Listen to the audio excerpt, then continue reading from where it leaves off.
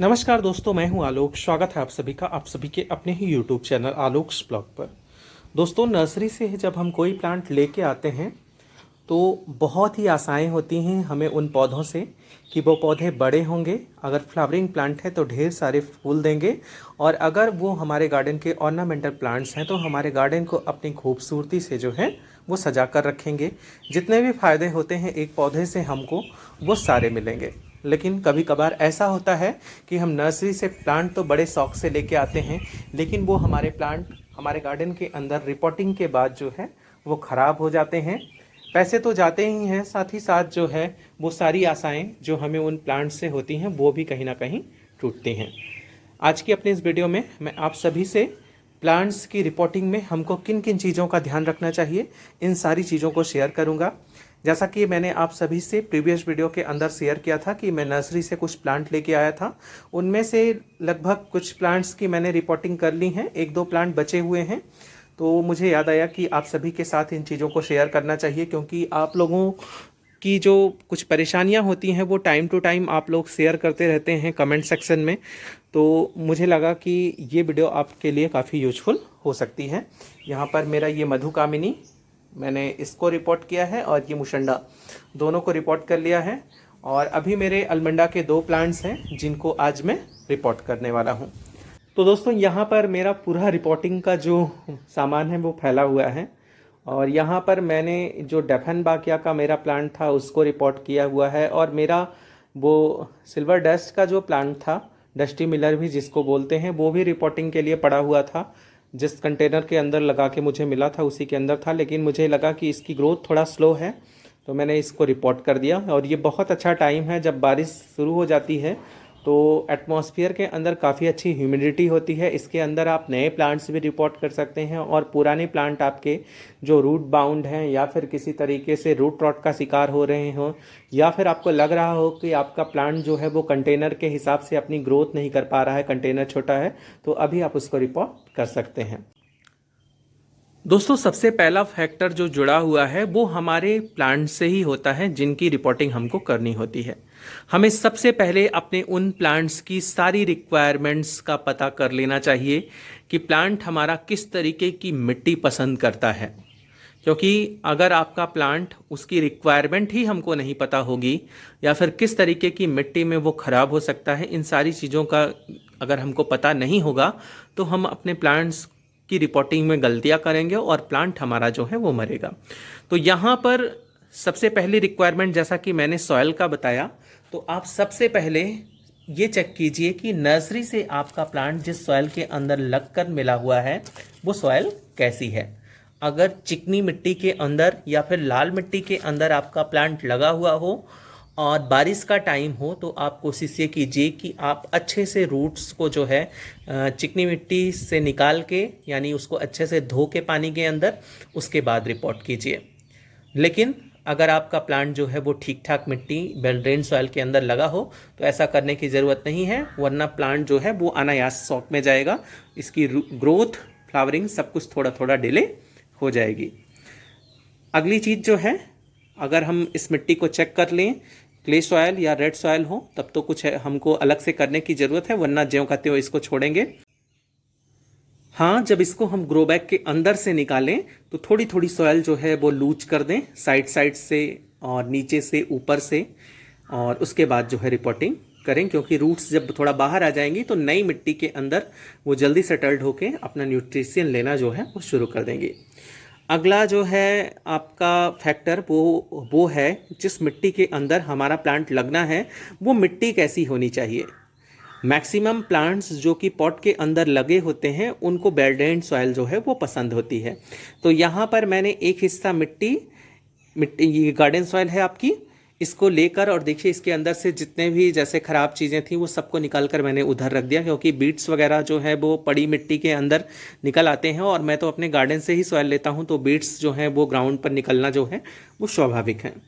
अगला, किस तरीके की खाद पसंद करता है हमारा प्लांट, हमको ये चीज़ भी जानना ज़रूरी है। क्योंकि रिपोर्टिंग के समय हम एक बार अगर खाद देंगे तो कुछ दिन के बाद ही हमको जो है एक्स्ट्रा फर्टिलाइज़र देने की ज़रूरत पड़ेगी।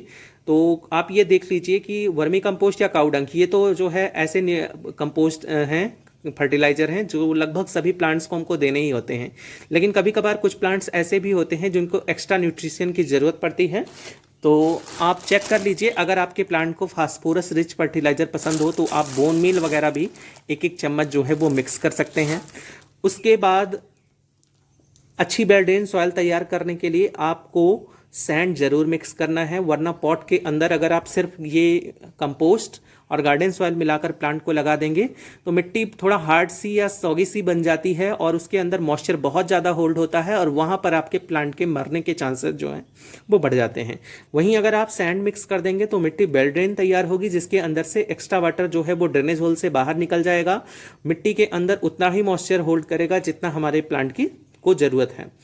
चौथा फैक्टर जो है आपको पॉटिंग सॉइल बनाते समय, ये फंगिसाइड आप ज़रूर मिक्स कीजिए। मैंने यहाँ पर साफ कंपनी के फंगिसाइड का इस्तेमाल किया है। अगर आपके पास साफ कंपनी का फंगिसाइड ना हो तो आप इसकी जगह पर हल्दी का भी इस्तेमाल कर सकते हैं। इसके अलावा ये नीम खली का पाउडर है, आप इसको भी जो है 1 से 2 चम्मच अपने इस पॉटिंग सॉइल में ज़रूर डालिए, क्योंकि नीम खली जो होती है ये बाद में डिकम्पोज होकर अच्छे फर्टिलाइज़र का भी वर्क करती है, न्यूट्रिशन रिलीज करती है, साथ ही साथ जो है ये हमारे प्लांट्स की रूट्स को प्रोटेक्ट करती है। तो इस वजह से हमको अपनी मिट्टी के अंदर इन चीज़ों को मिला लेना भी ज़रूरी है। और रही दोस्तों नीम खली का इस्तेमाल करने की बात, तो अगर आप काउडंग कंपोस्ट का इस्तेमाल कर रहे हैं तो कभी कभार इसके अंदर दीमक वगैरह जो हैं वो लग जाते हैं, या फिर किसी भी तरीके का कंपोस्ट का अगर आप इस्तेमाल कर रहे हैं तो उसमें दीमक वगैरह लगने के चांसेस जो हैं वो होते हैं। तो अगर आप नीम खली का इस्तेमाल करेंगे तो इससे दीमक वगैरह और बाकी के सारी बग्स जो मिट्टी के अंदर पैदा होते हैं वो प्लांट से दूर रहेंगे। अब आगे बात आती है किस तरीके के पॉट्स का सिलेक्शन किया जाए। बहुत बार क्या होता है कि हम लोग बहुत बड़े पॉट ले लेते हैं और बहुत बार क्या होता है हम लोग बहुत छोटे पॉट ले लेते हैं। ज़्यादा पॉट के अंदर ज़्यादा मिट्टियाँ आती हैं और होता क्या है कि कभी कभार हमारा प्लांट अगर जैसे कि है क्या कि एसिडिक सॉइल कुछ प्लांट पसंद करते हैं, कुछ को एल्कलाइन सॉइल पसंद होती है। लेकिन अगर जब ज़्यादा मिट्टी भरी होती है किसी पॉट के अंदर और प्लांट उन सारे न्यूट्रिशन को यूटिलाइज नहीं कर पाता है, तो होता क्या है कि जो मिट्टी इन पॉट्स के अंदर भरी होती है धीरे धीरे करके उसका नेचर एसिडिक होता जाता है और बहुत ज़्यादा एसिडिक हो जाने की वजह से भी प्लांट्स जो हैं वो मरने लगते हैं। हालांकि जो प्लांट्स एसिडिक सॉइल पसंद करते हैं वो भी कभी कभार इस दिक्कत को जो है फेस करते हैं, क्योंकि है क्या कि हर चीज़ की अति जो होती है वो बुरी ही होती है। तो प्लांटर का सिलेक्शन हमको बहुत सोच समझ के करना है। प्लांट्स को देख लेना है हमारा प्लांट कितनी हाइट तक जा सकता है, इसकी रूट्स कितना फैल सकती हैं, उस हिसाब से प्लांटर का सिलेक्शन कीजिए। जैसा कि देखिए यहाँ डेफेनबाकिया का प्लांट है, ये भी काफ़ी बड़ा हो जाता है, लेकिन मैंने इसको सिर्फ 8 इंच का प्लांटर जो है वो दिया है। ऐसे ही मेरे पास जितने भी इंडोर प्लांट्स हैं लगभग सारे के सारे 8 इंच के प्लांटर में लगे हुए हैं। पाम वगैरह जो है मैंने उसको 10 इंच का प्लांटर दिया है। पॉट के साइज के बारे में बात हो गई, यानी पॉट का साइज हमको प्लांट के हिसाब से लेना है। लेकिन अगली चीज़ जो हमको ध्यान देना है कि हमारे पॉट के अंदर नीचे ये ड्रेनेज होल जरूर होना चाहिए, जिससे कि एक्स्ट्रा वाटर बाहर निकल सके। और इस ड्रेनेज होल को हमको अच्छे से कवर भी करना चाहिए। यहाँ ऊपर आप जो है एक ठीकरी रख सकते हैं या फिर पत्थर का टुकड़ा रख सकते हैं। प्लांट आपका रिपोर्ट हो जाता है तो आपको पहली बार इतना पानी देना है कि ड्रेनेज होल से पानी बाहर निकल जाए। उसके बाद आप अपने प्लांट को उठाकर शेड में रख दीजिए। शेड में लगभग जो है 1 हफ्ते रखिए। अगर आपका प्लांट जो है वो ब्राइट लाइट पसंद करता है तो 1 हफ्ते के बाद आप उसको ब्राइट लाइट में प्लेस कर दीजिए, या फिर अगर आपका प्लांट जो है वो डायरेक्ट सनलाइट पसंद करता है तो आप 1 हफ्ते के बाद उसको जो है पहले थोड़ा ऐसी जगह पर प्लेस कीजिए जहां पर 3 से 4 घंटे की सनलाइट मिले, और 1-2 हफ्ते और रुककर आप उसको फुल सनलाइट के अंदर प्लेस कर सकते हैं। रिपोर्टिंग के बाद चूंकि पहली बार आप बहुत ज़्यादा अच्छे से पानी दे देते हैं, ड्रेनेज होल से पानी बाहर निकल जाता है, तो आप कुछ दिन तक वाटरिंग अवॉइड कीजिए। क्योंकि बहुत सारे नए लोग यही गलतियां करते हैं कि मेरा प्लांट नया नया लगा हुआ है तो मुझे इसको पानी देते रहना है वरना मर जाएगा। ऐसा बिल्कुल भी नहीं है। अगर आपके प्लांटर के अंदर नमी है तो कोई दिक्कत नहीं आने वाली है, आपको बार बार पानी देने की कोई भी ज़रूरत नहीं है। अब अगला चीज़ जो हमको ध्यान देना है वो ये है कि खाद कब देनी है रिपोर्टिंग के बाद। लिक्विड फर्टिलाइज़र आप अपने प्लांट को देना शुरू कीजिए, क्योंकि जो सॉलिड फर्टिलाइज़र हम लोग देते हैं बार बार कभी कभार होता क्या है कि जल्दी ग्रोथ जल्दी फ्लावरिंग के चक्कर में हम बार बार फर्टिलाइज प्रोवाइड करते चले जाते हैं और एक्स्ट्रा फर्टिलाइज होने की वजह से प्लांट मर जाते हैं, या फिर कभी कभार बहुत ज़्यादा ग्रोथ करते हैं उनके अंदर फ्लावरिंग ही नहीं आती है। तो इन सारी चीज़ों का ध्यान हमको रिपोर्टिंग में रखना है। अगर हम इन चीज़ों का ध्यान रखते हुए अपने प्लांट्स को रिपोर्ट करेंगे तो किसी भी तरीके की समस्या हमको फ्यूचर में नहीं आएगी। कैसी लगी आपको ये वीडियो कमेंट करके ज़रूर बताइएगा। ऐसी ही किसी नई वीडियो नए अपडेट के साथ मिलते हैं किसी नेक्स्ट वीडियो में। तब तक के लिए bye bye and take care.